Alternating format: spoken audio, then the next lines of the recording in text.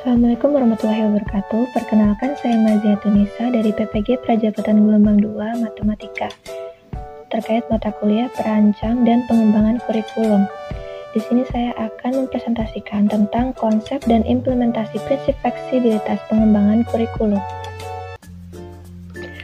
Pada dasarnya, kurikulum didesain untuk mencapai suatu tujuan tertentu sesuai dengan jenis dan jenjang pendidikan tertentu. Pengembangan kurikulum harus menggunakan berbagai metode atau cara-cara tertentu yang sesuai dengan situasi dan kondisi tertentu, tempat di mana kurikulum itu diterapkan. Meskipun demikian, dalam proses pengembangan kurikulum harus dilakukan dengan fleksibel. Prinsip fleksibilitas. Apa yang diharapkan dalam kurikulum ideal kadang-kadang tidak sesuai dengan kondisi kenyataan yang ada. Bisa saja ketidaksesuaian itu ditunjukkan oleh kemampuan guru yang kurang, latar belakang atau kemampuan dasar siswa yang rendah, atau mungkin sarana dan prasarana yang ada di sekolah tidak memadai. Kurikulum harus bersifat lentur atau fleksibel, yang artinya kurikulum itu harus bisa dilaksanakan sesuai dengan kondisi yang ada. Kurikulum yang kaku atau tidak fleksibel akan sulit diterapkan. Selanjutnya yaitu prinsip fleksibilitas memiliki dua sisi, yaitu yang pertama fleksibel bagi guru. Kurikulum harus memberikan ruang gerak bagi guru untuk mengembangkan program pengajarannya sesuai dengan kondisi yang ada.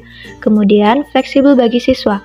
Kurikulum harus menyediakan berbagai kemungkinan program pilihan sesuai dengan bakat dan minat siswa. Selanjutnya, tentang contoh implementasinya dalam pembelajaran. Pada saat sebuah kurikulum dirancang, pembelajaran akan dilaksanakan dengan menggunakan media LCD proyektor. Namun, pada saat hari H, terjadi pemadaman listrik di kelas. Bagi kurikulum yang memenuhi prinsip fleksibilitas, kondisi ini tidak menghambat keberlangsungan pembelajaran.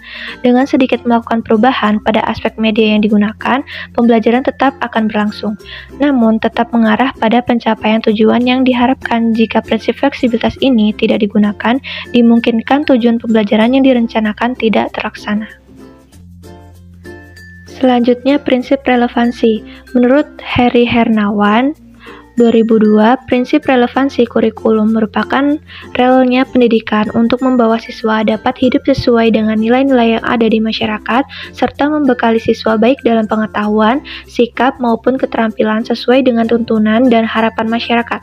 Oleh sebab itu, pengalaman-pengalaman belajar yang disusun dalam kurikulum harus relevan dengan kebutuhan masyarakat.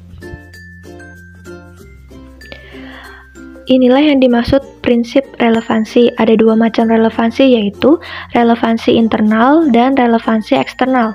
Relevansi internal atau internal relevance adalah bahwa setiap kurikulum harus memiliki keserasian antara komponen-komponennya, yaitu serasi antara tujuan yang harus dicapai, isi, materi, atau pengalaman belajar yang harus dimiliki siswa, strategi atau metode yang digunakan, serta alat penilaian untuk melihat ketercapaian tujuan. Relevansi ini menunjukkan keutuhan suatu kurikulum. Selanjutnya, relevansi eksternal atau external relevance adalah bahwa di dalam kurikulum terdapat tujuan, isi, dan proses belajar yang relevan dengan tuntutan perkembangan dan kebutuhan masyarakat yang mempersiapkan siswa untuk bisa hidup dan bekerja dalam perkembangan lingkungan masyarakat di masa sekarang maupun di masa yang akan datang. Kemudian contoh prinsip relevansi kurikulum di sekolah. Yang pertama, pada relevansi internal yaitu dalam merancang atau menyusun tujuan dan alur pembelajaran sesuai atau relevan dengan capaian pembelajaran yang sudah ditetapkan.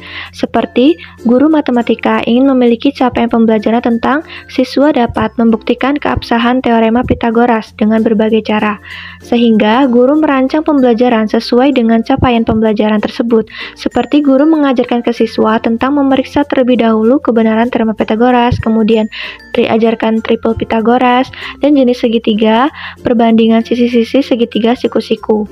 Guru juga merancang asesmen harus relevan dengan capaian pembelajaran agar pelaksanaan pembelajaran di kelas semakin maksimal. Kemudian yang relevansi eksternal. Dalam perkembangan kurikulum harus sesuai atau relevan bagi kehidupan, seperti guru mengembangkan bahan ajar dikaitkan dengan lingkungan sekitar sesuai kebutuhan siswa, seperti ketika dalam belajar teorema Pitagoras dapat diimplementasikan pada tangga di sekolah yang membentuk segitiga siku-siku. Bagaimana bisa membentuk tangga yang efektif dan efisien sesuai dengan tinggi bangunan sekolah, sehingga siswa bisa mengerti bahwa teorema Pitagoras dapat diterapkan di kehidupan sehari-hari. Baik, terima kasih sudah menonton dan mendengarkan video ini. Semoga bisa mendapatkan ilmu yang bermanfaat. Dan saya akhiri, wassalamualaikum warahmatullahi wabarakatuh.